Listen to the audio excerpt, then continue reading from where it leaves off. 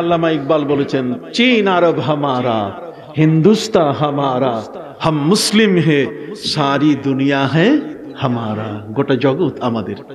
অতএব আমাদেরকে কাজ করে যেতে হবে, আমাদেরকে আরো ঈমান মজবুত করতে হবে, আমল আরো সুন্দর করে সাজাতে হবে, যেটা আল্লামা ইকবাল বলেছেন। আরেকটা কবিতায় বলবো,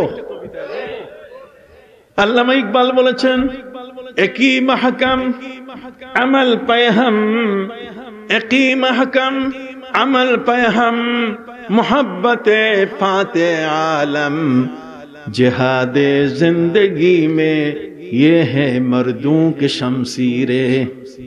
আল্লামা ইকবাল বলেছেন, যদি আল্লাহর প্রতি তোমার প্রবল ঈমান থাকে, যেমন বদরের যুদ্ধে বদরের যোদ্ধা সাহাবীদের ঈমান আল্লাহর উপরে প্রবল ছিল, যে কারণে আল্লাহ তাআলা তাদের সাহায্যে 5000 ফেরেশতা পাঠিয়ে দিয়েছেন।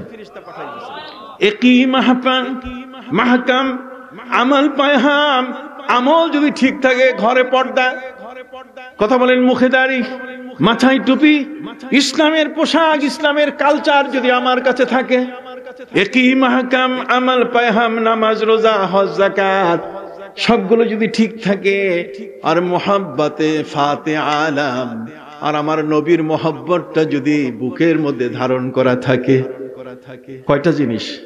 তিনটা। জোরে বলেন কয়টা?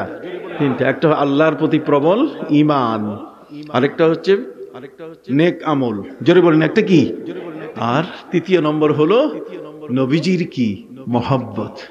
যদি এই তিনটা জিনিস তোমার কাছে থাকে, তাহলে পৃথিবীতে আর তরবারি লাগবে না, এই তিনটেই তোমার জন্য তরবারি হয়ে যাবে।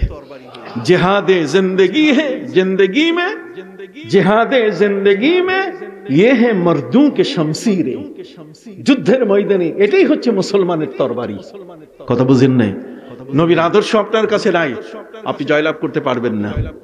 কথা বলেন না? এরকম বহু রাষ্ট্র মুসলমানরা জয়লাভ করেছে, কিন্তু নবীর আদর্শে না থাকার কারণে চলে গেছে সব। খেলাফতি চলে গেছে, আদর্শ চলে গেছে। যখন তারা প্রমত্তরী নারী নিয়ে ব্যস্ত হয়ে পড়েছে, কথা বুঝতে পারছেন? যখন তারা ওই মমতাজের বিশাল আগ্রার তাজমহল বানাবার পিছনে ঝুঁকে পড়েছে, যেটা কবি নজরুল তার ভাষায় বলেছেন, তাজমহলের পাথর দেখেছো, দেখিয়াছো কি তার প্রাণ? তাজমহলের পাথর দেখেছো, দেখিয়াছো কি তার প্রাণ? অন্তরে তার মমতাজ নারী, বাহিরেতে শাহজাহান। তার অর্থ হলো, নারী এই জগৎকে নিয়ে তারা ব্যস্ত থাকার কারণে মুসলিম ঐতিহ্য নষ্ট হয়ে গেছে।